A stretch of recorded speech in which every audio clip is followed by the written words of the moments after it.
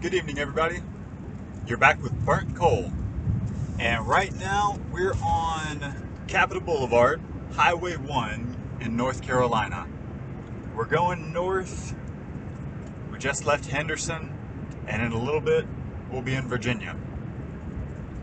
I'm traveling up north this evening. Oh, also, Merry Christmas.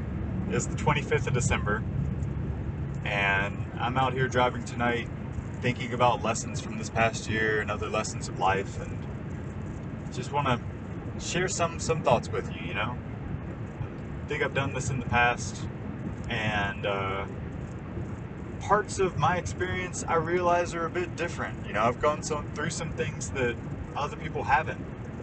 Not everybody has gone into some kind of organization where you got to have high standards. I don't even like saying that. It's like standards aren't even a thing. What I want to get to is that there's a lot of gates and gatekeepers in our culture here in America, in the United States. That being a part of something, it's not a choice. It's not a choice of the individual. You don't get to choose. Oh, just hey, I'm gonna grow up here, and let's say you're born in Kansas, and it's not going to be so much of a choice about like which organizations you go into. You've got a birth lottery, pretty much. Everybody has a birth lottery here. It's not truly the land of the free, where you get to move up and down the social ladder. There's not that great ideal. I mean, yeah, for sure, there are exemptions. I'm not dealing in absolutes here. I'm not a Sith, all right? There's, of course, outliers and those who go above and beyond and push through adversity. We love to talk about, oh, so-and-so had so much adversity growing up.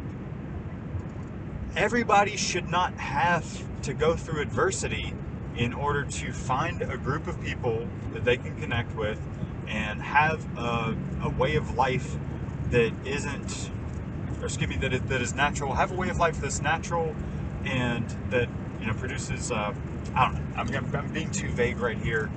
I'm really focusing on how in 2025 I've got a big motif going, that I believe that we've got some big catastrophe, schism, collapse, whatever you want to call it, and that's just coming from so many of our systems have gotten beyond what they were originally done, or misconstrued, or put into some kind of capitalist thing.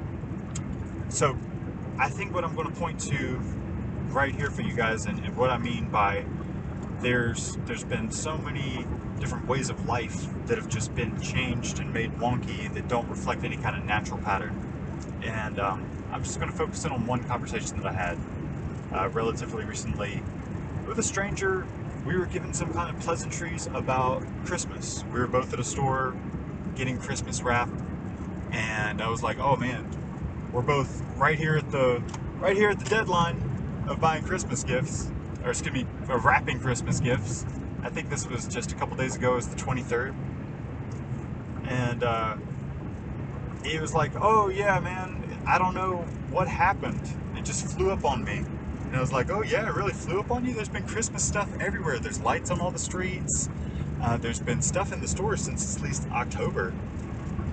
That's kind of bugged me, that there's Christmas stuff in stores on shelves in October. And then I told him, man, what happened whenever we were kids? What happened whenever we were kids? Christmas was only like 2 or 3 weeks long. You would get out of school for it. That was it. It was just a very fun, short period of time. And now, as an adult, it's this long, grotesque 5 to 6 week period where you're competing with your peers and not really coming together in unity. Like, how did that happen? When did we get tricked into becoming competitive for Christmas time? Here's Burnt Coal saying the stupid thing that the Grinch story just said. Yeah, I get that other people have said that, Christmas has been misconstrued. I'm not even saying anything about the CHRIST part of Christmas, because y'all have that very much mistaken. What I think is unnatural and is coming to an end soon is the corporatization of Christmas, the capitalization of it, the monetization of it, the one where Everybody has to feel like they've got to go out and buy presents, and it's got to be the exact right present, and make sure that you get the present that's better and the most new thing. And it's just gotten all out of hand. And I mean, I thought that it would, I don't know, I thought I would see headlines this morning on the 25th of December about so many disappointed people and a crumbling economy. That's just me being pessimistic, I guess. The systems here in the United States of control and power are crumbling, and they're doing that by overexertion and overuse. They're being worked too much. Christmas is being pushed to the border. Next year, I don't think that we're going to see a Black Friday. I don't think that we're going to see all this hype about Christmas. I think people are going to be burned out and exhausted at this rate. This was probably the last big Christmas of lights and all the excess stuff. It's just, at the rate of people trying to survive, it doesn't make sense to have 1 month out a year that costs the same as 3 or 4 other months. That's what it comes down to.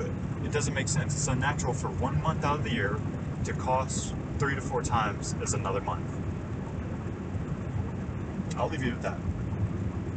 Join me next time for another thought as we go down the highway. Man, I'm hitting some traffic. I just hit Interstate 85, so going a little bit faster, got some more cars going around me. I'll focus on the road for a bit, come up with something else to talk to, and see you guys then. Thanks for joining me.